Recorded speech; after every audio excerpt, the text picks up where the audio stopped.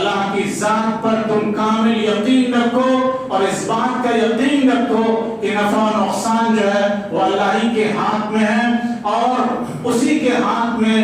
عزت اور ذلت ہے، اسی کے ہاتھ میں روزی ہے، اسی کے ہاتھ میں بیماری ہے، اسی کے ہاتھ میں شفا ہے، اسی کے ہاتھ میں عہدہ اور منصب ہے۔ وہ جسے چاہتا ہے عزت دیتا ہے اور جسے چاہتا ہے ذلیل و خوار کر دیتا ہے۔ اس لیے تم اپنی تمام ضروریات کو اللہ کے سامنے رکھو اور غیر اللہ سے امید مت لگاؤ، کسی در پر مت جھکو، کسی آستانے پر مت جھکو، کسی قبر پر مت جھکو، کسی پیر کے پاس جا کر کے وہ چیز مت مانگو جو اللہ سے مانگی جاتی ہے۔ تمہاری تقدیر کو کوئی پیر نہیں بدل سکتا، کوئی قبر والا نہیں بدل سکتا، کسی مزار کے پاس جانے سے تمہاری تقدیر نہیں بدل سکتی ہے، کسی مزار پر سجدہ کرنے سے تمہاری تقدیر نہیں بدل سکتی ہے۔ اور جو لوگ اللہ کے علاوہ کسی اور کے سامنے سجدہ کرتے ہیں، جو قبروں پر سجدہ کرتے ہیں، جو مزاروں پر سجدہ کرتے ہیں، جو آستانوں پر سر جھکاتے ہیں، وہ شرک کرتے ہیں۔ یہ اسی طرح ہے جس طرح بتوں کے سامنے سر جھکایا جائے، جس طرح کسی اور کے پتھر کے سامنے سر جھکایا جائے، اسی طرح یہ بھی شرک ہے کہ کسی قبر پر سجدہ کیا جائے، کسی آستانے پر سر کو جھکایا جائے، کسی اور سے اپنی امید مانگی جائے، اپنی ضرورت مانگی جائے، یہ شرک ہے۔ اللہ تبارک و تعالی شرک کو معاف نہیں کرتا ہے۔ ان اللہ لا یغفر ان یشرک بہ ویغفر ما دون ذلک لمن یشاء ومن یشرک باللہ فقد ضل ضلالا بعیدا۔ اللہ تبارک و تعالی اس بات کو معاف نہیں کرتا ہے کہ اس کے ساتھ کسی کو شریک کیا جائے، اس کی طاقت میں کسی کو شریک کیا جائے، اس کے اختیار میں کسی کو شریک کیا جائے۔ آج مسلمانوں کی ایک بہت بڑی تعداد ہے جو قبروں پر جا کر سر جھکاتی ہے، جو آستانوں کے سامنے اپنی پیشانی کو جھکاتی ہے اور جو غیر اللہ سے مانگتی ہے۔ یہ وہ لوگ ہیں جن کو اللہ تبارک و تعالیٰ کبھی معاف نہیں کرے گا۔ اس لیے کہ اللہ تبارک و تعالیٰ تمام گناہوں کو معاف کر دیتا ہے، لیکن شرک ایک ایسا جرم ہے،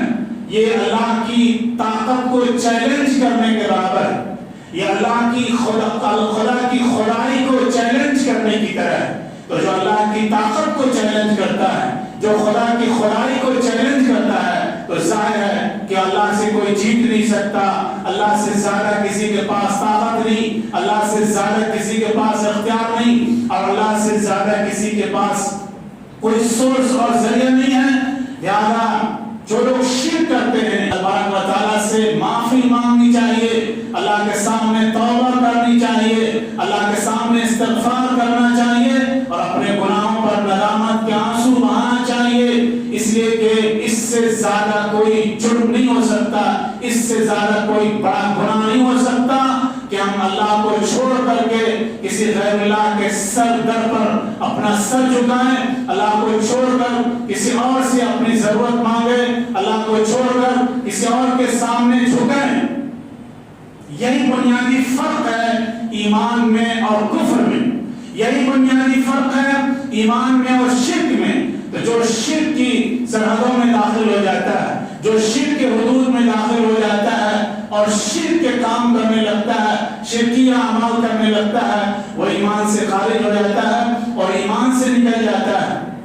ایک مسلمان کے لیے یہ بالکل بھی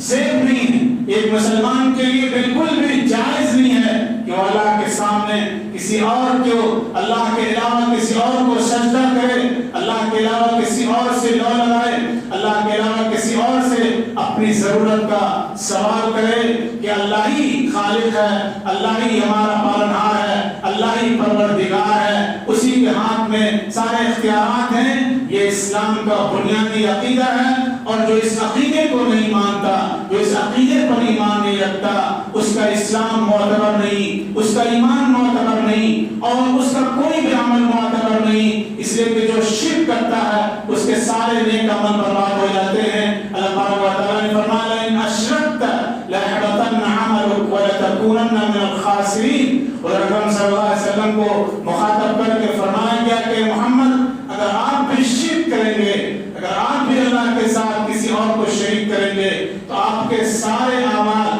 برباد ہو جائیں گے، آپ کی ساری نیکیاں تباہ ہو جائیں گی، آپ کا سارا